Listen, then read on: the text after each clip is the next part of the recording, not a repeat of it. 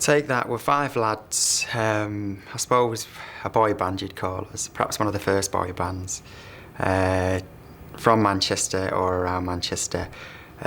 We sang, we danced, we tried to send ourselves up a lot and not take ourselves too seriously. I think we were all quite good lads, good boys, good working class lads, very ambitious and loved to show off and perform and produce nice music and have a good time. So when I went to meet Nigel for the first time, it was a bit weird because he was looking at me. He was sort of weighing me up and down, you know. Because when I was dancing on the stage, when he'd see me dance on the stage, my hair was wet and I was sweating and I was looking different to how I was that day in his office. I'd smartened up a bit, you know. And you had clothes on, probably. I had clothes on, yeah. I think, to be fair, Robbie and I got it the worst from Nigel. You know, Nigel, I'm not going to be accusatory towards Nigel, that's up to him, but I think I felt like me and Rob got a lot of stick off Nige in the earlier days. Actually right through, but especially in the earlier days. And possibly because we needed it. Nigel, I think, will argue that we were the two lads that needed the most taming, perhaps. But no, Robbie didn't get it worse than me. No way. I met Gary first, and my first impressions were he was nice enough, but he was different. He was from a different place. I'd never met anybody like him before. So he was nice enough, but just a bit strange. But I liked him. And I looked up to him, actually, to Gary. I sort of became in awe of him quite quickly. He played me some of his songs, and then he sang. And he sang beautifully, I thought. You know, I'd never heard somebody sing so nicely. So I was sort of in awe of Gaz straight away, and that continued, actually, throughout the rest of the band. Howard and Mark, I immediately warmed to, because they're both just dead lovely lads. You know, I related to them straight away. Robbie, I just thought he was a bit of a geek at first when I first met him. Gary was obviously the centrepiece, singer-songwriter, the creative sort of nucleus of the band. Mark was probably, he was shorter in height and he was more like a young boy, if you like, so he was appealing to younger girls. Robbie, everyone knew how funny he was and crazy he was, so I guess he was the funny one. And myself and Howard, I think, just made up the numbers at the back. We were the dancers. Nigel had the idea that we had to be quite controversial. We should dress ludicrously. When I look back now, it was ludicrous. Bondage gear and chains and lycra and all sorts of stuff. But we were always excited by it because it felt different and we felt Nigel knew what he was talking about. And he did. He really did. So yeah, we dress ridiculously and we'd do loads and loads of gigs, ranging from, we'd do school halls, you know, where kids are actually at school. We go into their schools and invade their assemblies to do our 2 or 3 songs to backing track, you know. The teachers must be looking at us like, oh my God. All our bondage gear on and these teachers and the pupils are there. We did schools, we did every different type of club. We did radio, road shows. You know, we performed our little routine on stages, 3 foot by 3 foot. We're all crammed on there trying to do our gigs. You know, we just did the most ridiculous things. I don't remember Nigel saying no sex, just don't have any full-time girlfriends, because it was Nigel's idea. He had this idea that if we didn't have full-time girlfriends, then we would be available for our fans, you know, our teen fans, our gay following. As far as money is concerned, the most memorable time for me was when we all got issued a cheque after tax. Yeah, because we had it set up where we took money from our account after paying tax.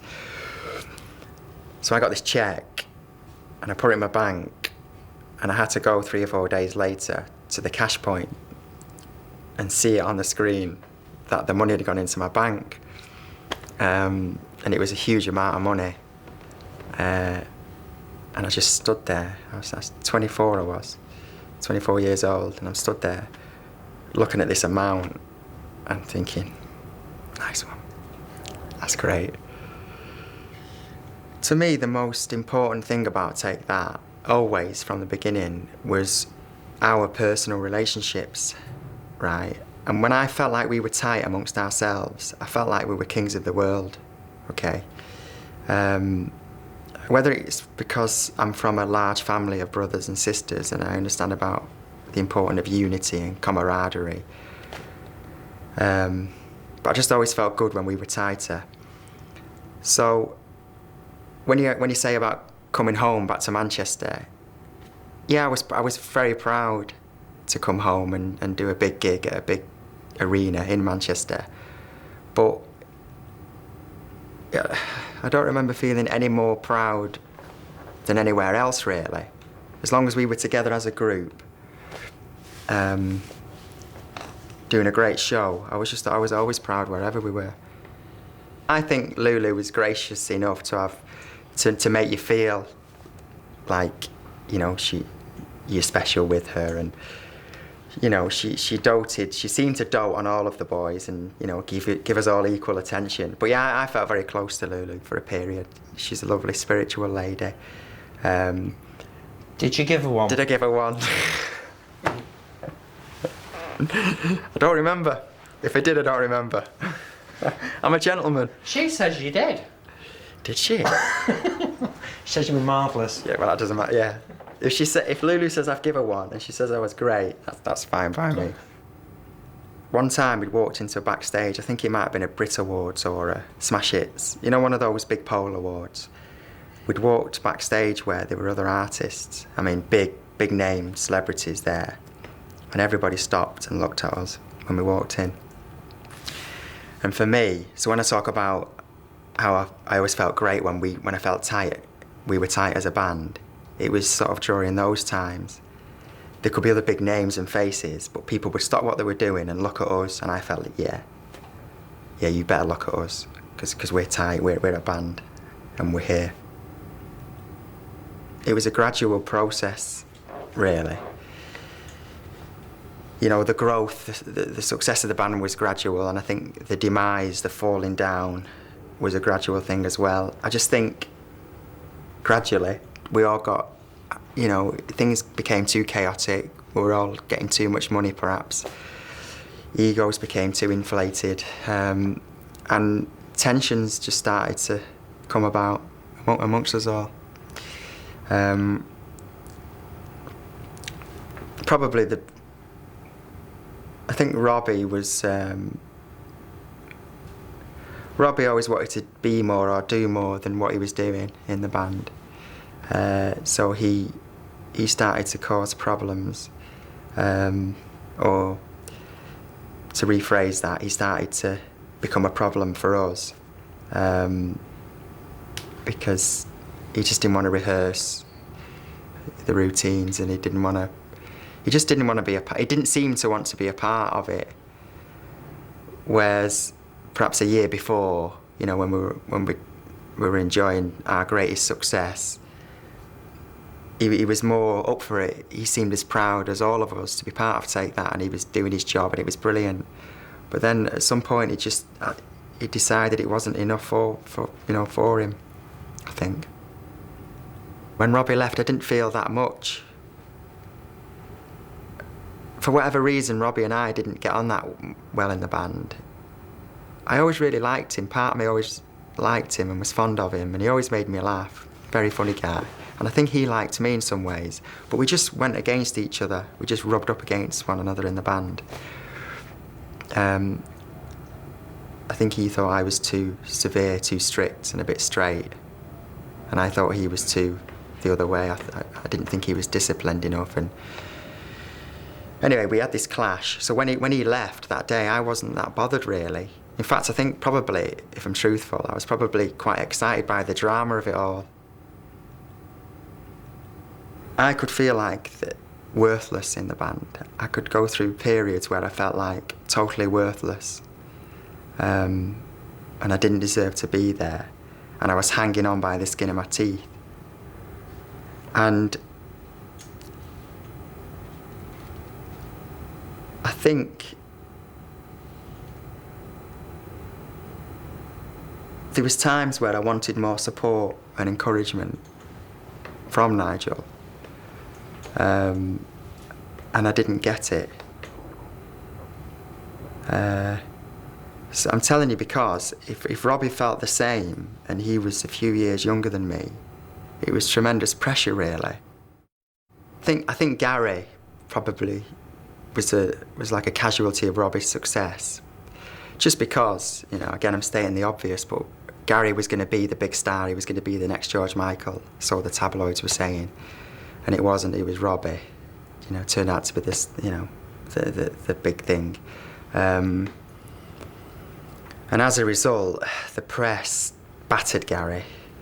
But again, because that's what sells newspapers, you know, Robbie had this success, so they needed to show Gary's failure. And Gary hadn't failed, as it happened. He might have failed a little bit in being a solo artist, but you know yourself, you've interviewed him recently.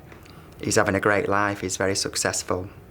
He's still writing great songs, and he's having a good life. He's married and a couple of kidlies. But I suppose Gary had to be mocked severely to show how that disparity, you know, between success and failure. Gary was just a victim of that. My immediate plan after the band was to go off to the Lake District for a few weeks, which is what I did. I took my tent, I went camping for a couple of weeks. And after that, I didn't have any plans. Actually, I did. I just forgot about these. My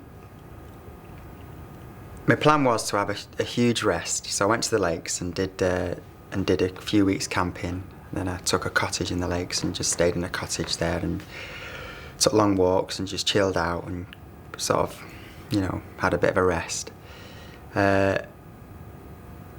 And then I started having acting lessons, thinking I was going to be an actor.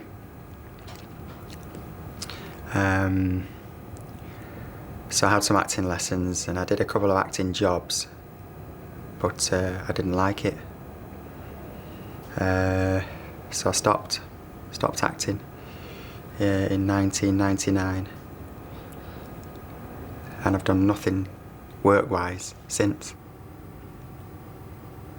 One day I hope to be, you know, settled with someone, a couple of, you know, kids. Lots of children, actually, if I can. Yeah, and I hope to be able to put on a Take That video, or DVD, or whatever else it's on later on, and be proud and say, yeah,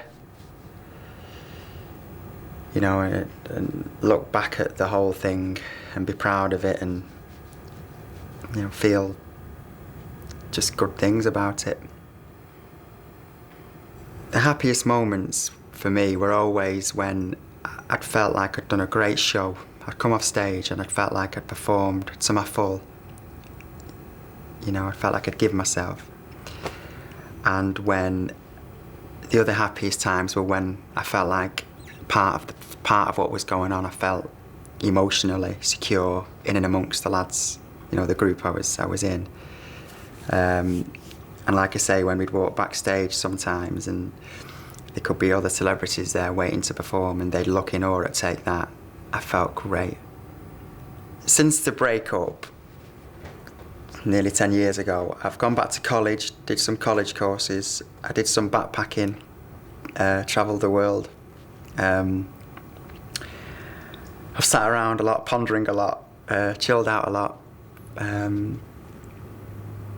Yeah, so now I'm 35. I don't have to go back to work financially at the moment, but I'm just starting now to feel like I would like to go back and do something. But I'm not sure what yet.